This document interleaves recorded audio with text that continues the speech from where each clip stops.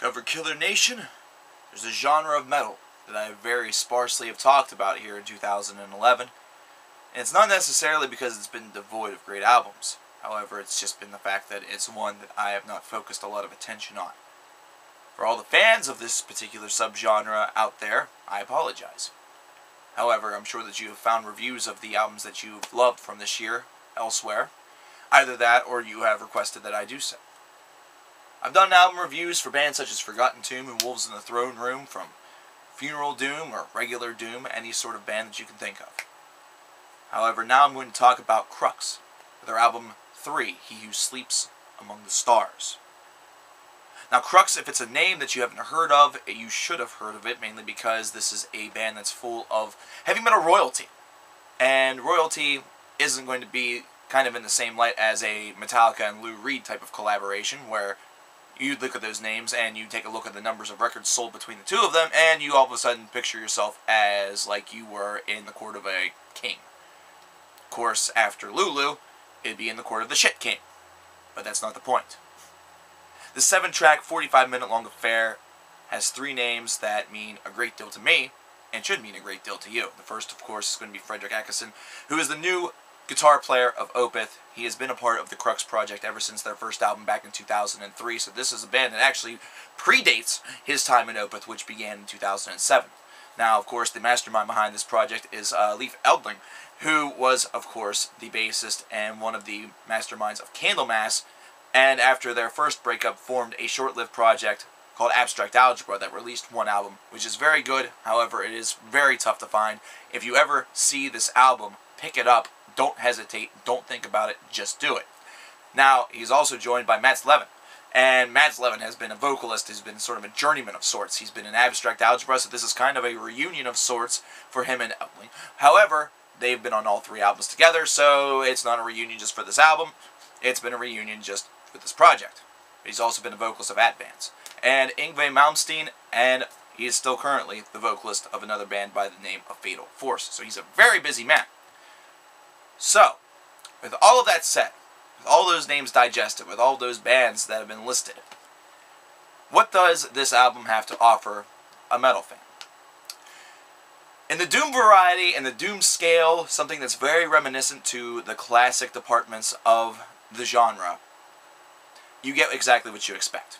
You would expect from a Leaf project, you would expect something that sounds a lot like Candlemass and a lot like Abstract Algebra, mainly because that's just the style in which they've really come to know and really come to love, and you have that. In fact, whenever you listen to, new Candlemass material, or the last Solitude at Tyrannus album, or Abstract Algebra, or the first 2 Krux albums, the list goes on and on and on, really. You're going to have a certain expectation, and they all do kind of have a very similar vibe to them, especially production-wise, and that is something that really distinguishes these bands and this particular subsect of the doom metal genre from a lot of others, because they do have nice production, which for some metal fans might be considered as a turnoff, as they like that very dank and dusty and almost like you're dusting off an old vinyl production style. But this lavish and atmospheric feel is something that really promotes active listening, and that's something that is a very positive strength.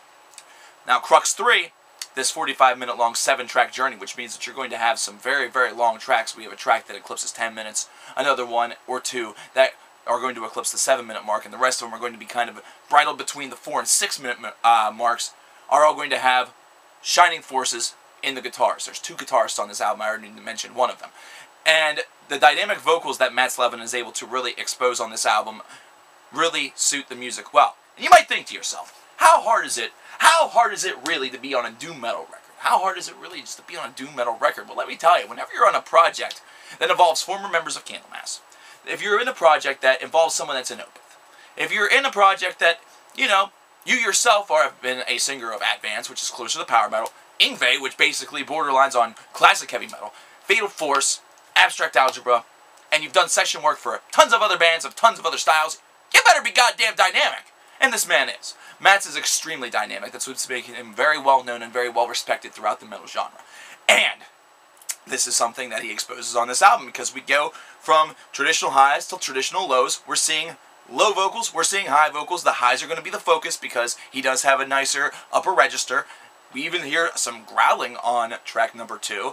And overall, It's a very nice flow. It's a very, very nice flow.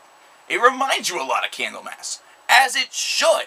It reminds you a lot of Solitude Aeternus, as it should, because these are all, you know, Krux would be a band that you would consider and lump in right with that whole posse of bands that really are able to just forefront the genre of doom metal. Some of the most shining faces, some of the best known acts that are out there, whether they be extremely well known by everybody in the metal universe or just little underground treasures that only troves of people know.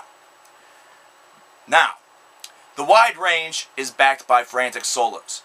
And these are kind of rushed. They feel kind of rushed because they're very aggressive. And the aggressive styling is actually something that works very well over the very doom-laden melodies. So what I mean by that is that the doom-laden melodies aren't necessarily going at the same breakneck speed as the solos are. However, the solos are very, very willing to go outside of the tempo in order to really create something that's extremely aggressive sounding over something that maybe isn't quite as aggressive. And we've seen this oftentimes in every genre of the metal scene. This is something where the aggression just kind of adds a little bit of a haste to everything. It adds a little bit of a sense of urgency. And that urgency really just creates more of an avenue to either bang your head, either that, or kind of just sit back in awe and realize that you are in the presence of true virtuosos. This is quite the achievement for this year. This is quite the achievement for Krux. This is a band that is releasing albums every couple of years. This is only their third since 2003, so in 8 years they've released 3 project albums. And you have to understand that all 3 of these albums, if you're able to find them, are all very solid. These are albums that whenever you listen to them, you're not going to find anything to really complain about. These are albums that have very positive vibes whenever you listen to them from front to back. You're not really feeling like you're overwashed with a great deal of filler or anything like that. These are albums that they take a couple of years to create for good reason. That way they're putting out the best material that they possibly can in the sessions that they are able to have together. Because these are all gentlemen that are involved in various other projects. I mean, think about it. Frederick definitely had to take a break from, you know, Opeth and everything like that to record the guitars and everything for this Krux album earlier this year. So, and that was in the midst of the Heritage sessions. So there's a lot of different things going on. But metal is the one universe where you really don't have to be glued and tied down to one band. You can kind of go outside, and freedom really does ring a lot in heavy metal. This is a great album. This is one of those albums that for the latter part of the year, you know, you're thinking that there's not going to be any real killer releases, and maybe Krux is a name that doesn't come to your mind whenever you think of killer release. However, this is one that is going to kind of jump out and take you a little bit by surprise. And you realize that whenever you have the heavy metal elite that's really involved with this project, that it really shouldn't surprise you all that much. But it still does, because you don't get a Krux album every year. You don't get a Krux album every 2 years. This is kind of a once-in-a-while opportunity to really experience. And once again, the boys have delivered us a very solid album. These aren't necessarily albums that are going to, you know, be your top 5 heavy metal albums of all time or anything like that. But the solid nature of these records definitely implores you to and encourages you to return to them and listen to them again and again, and just kind of marvel at the achievement that they were really able to present you. So this is an album I would definitely give a solid 8 out of 10. I definitely enjoyed this experience, and it's one that I will pass along to you guys.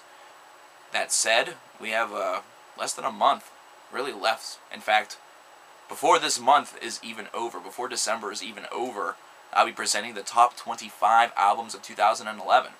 But until then, what should I review next? What new release that's coming out should I review next?